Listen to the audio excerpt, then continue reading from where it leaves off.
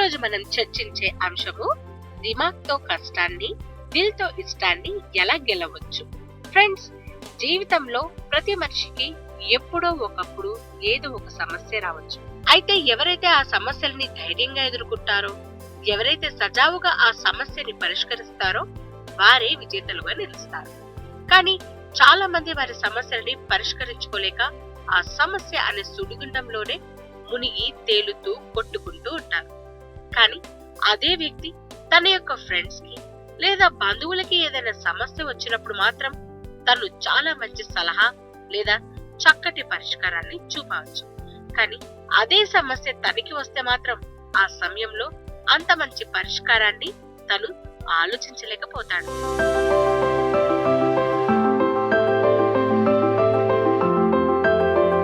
Friends, ఇలా మీకు ఎప్పుడైనా అయ్యిందా? ఇలా మనకి కూడా కావచ్చు. మనం ఇతరులకి అద్భుతమైన పరిష్కారాలు చెప్పగలం, కానీ మన సమస్యకి పరిష్కారం మాత్రం మన బ్రెయిన్ అనే కంప్యూటర్ నుండి తీసుకోలేదు. ఇలా ఎందుకు జరుగుతుందో మీకు తెలుసా? ఇలా ఎందుకు జరుగుతుంది అంటే, సమస్య మనదైనప్పుడు ఆ సమస్య యొక్క తీవ్రత మన ఫీలింగ్స్ ని ఎంతో ప్రభావితం చేస్తుంది.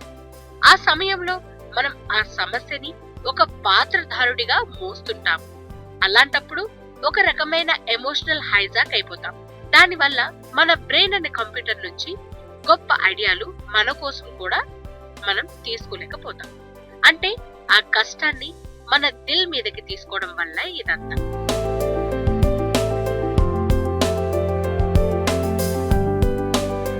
ఉదాహరణకి, మీరు వండర్లా వెళ్ళినప్పుడు అక్కడ కొంతమంది ఒక రోలర్ కోస్టర్ ఎక్కారనుకుందాం. వారు అది ఎక్కి భయపడుతుంటే వారిని చూసి మీకు నవ్వు రావచ్చు.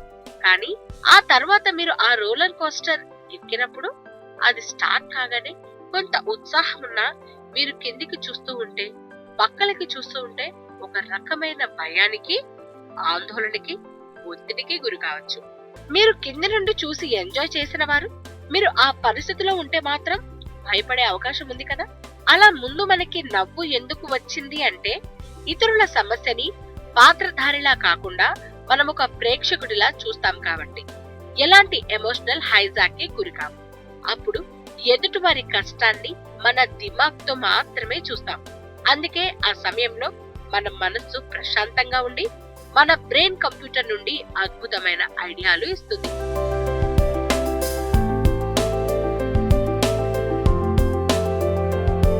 మరి మన సమస్యలకి మన బ్రెయిన్ కంప్యూటర్ నుంచి అద్భుతమైన పరిష్కారాలు తీసుకోలేమా? మన దిల్ మరియు దిమాగ్ ని సరిగ్గా వాడుకోలేమా అని మీకు అనుమానం రావచ్చు. మీ అనుమానం చాలా సహజం. ఫ్రెండ్స్, ఈ అనుమానం తీరాలి అంటే NLP, న్యూరో లింగ్విస్టిక్ ప్రోగ్రామింగ్ అనే సబ్జెక్టు లోని 2 విషయాలు అర్థం చేసుకుంటే తప్పక మన సమస్యలకి కూడా మనం గొప్ప పరిష్కారాలు ఇచ్చుకోవచ్చు. అదేలాగో ఇప్పుడు చూద్దాం. ఈ విషయంలో NLP సబ్జెక్టు ప్రకారం మనం ఒక సమస్య గురించి మన మనోస్థితి యొక్క పాత్రధారిగా ఉంటే ఆ మనోస్థితిని NLPలో అసోసియేషన్ స్టేట్ అని అంటారు. అలాగే మన మనోస్థితి ఆ సమస్య విషయంలో ప్రేక్షకుడిగా ఉంటే డిసోసియేషన్ స్టేట్ లో ఉన్నామని అంటారు. ఏదైనా సమస్య వచ్చినప్పుడు మనం ఆ సమస్య యొక్క పాత్రధారిలా అంటే అసోసియేషన్ స్టేట్ లో ఉంటే పరిష్కరించడం కొంచెం కష్టం. అసలు ఈ అసోసియేషన్ స్టేట్ పాత్రధారిలా ఉండటానికి, డిసోసియేషన్ స్టేట్ లో ప్రేక్షకుడిగా ఉండటానికి ఉన్న వ్యత్యాసం ఏంటో ముందుగా అర్థం చేసుకుందాం.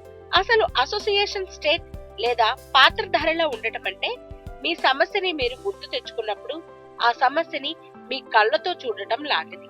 ఆ సమస్య విషయంలో మీరు ఒక భాగంలా ఫీల్ కావటం జరుగుతుంది. ఆ సమస్యని మనం ఒక పోషిస్తున్న పాత్రధారిలా మునిగిపోయామని అర్థం. అంటే ఆ సమస్యని మన కళ్ళతోనే చూస్తున్నాం, మన చెవులతోనే వింటూ పూర్తిగా ఆ సమస్యని ఫీల్ అవుతున్నామని అర్థం. ఒక నాటకంలో స్టేజ్ పై జీవిస్తున్న పాత్రధారిలా మీరు ఉన్నట్టు.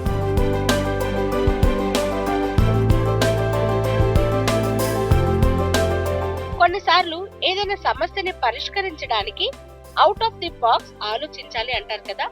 అలా డిసోసియేషన్ స్టేట్ లో లేదా ప్రేక్షకుడిలా అంటే మీ సమస్యని మీరు గుర్తుకు తెచ్చుకున్నప్పుడు దానికి సంబంధించిన అన్ని విషయాలు మీరు ఒక సినిమా తెరపై లేదా నాటకం స్టేజ్ పై చూస్తూ వింటూ, అదే సమయంలో మిమ్మల్ని కూడా మీరు ఆ స్టేజ్ పై చూడగలుగుతారు. సినిమాలో హీరో నుండి తన అంతరాత్మ బయటకు వచ్చి మాట్లాడినట్టు. అంటే ప్రస్తుతం మీరు సినిమా హాల్లో ఒక కుర్చీలో హాయిగా కూర్చుని ఉంటే సినిమాల్లో చూపెట్టినట్లు మీలో నుండి మరో వ్యక్తి, మీలాగే ఉన్న వ్యక్తి ఆ సినిమా తెరపైకి వెళ్ళినట్లు ఊహించండి. అలాగే ఆ సమస్యని ఒక సినిమా తెరపై ఎదుర్కొంటున్నట్లు చూడండి. అంటే స్టేజ్ మీద ఉన్న మరో మీరు తన సమస్యని ఎలా ఎదుర్కొంటున్నాడో కుర్చీలో కూర్చున్న మీరు చూస్తున్నారు.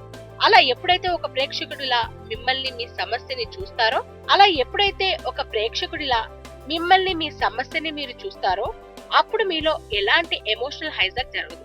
అందువల్ల చాలా తార్కికంగా, సృజనాత్మకంగా కుర్చీలో కూర్చున్న మీరు ఆలోచించి ఒక పరిష్కారాన్ని కనిపెట్టగలరు.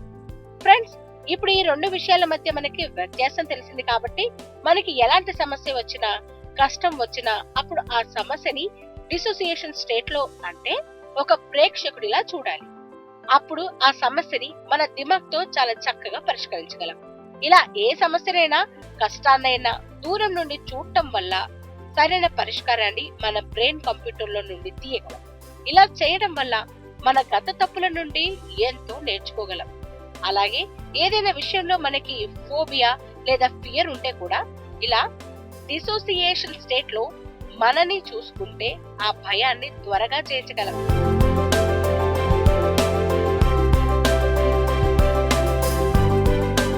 అలాగే మీకు ఇష్టమైన విషయాల్లో, సంతోషకరమైన విషయాల్లో లేదా మీరు సాధించాలి అని అనుకునే లక్ష్యం విషయాల్లో మాత్రం పూర్తి అసోసియేషన్ స్టేట్ లేదా పాత్రధారిలా చూడాలి, వినాలి, ఫీల్ కావాలి.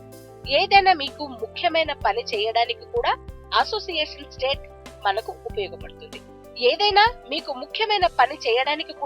ఈ అసోసియేషన్ స్టేట్ మనకు ఉపయోగపడుతుంది.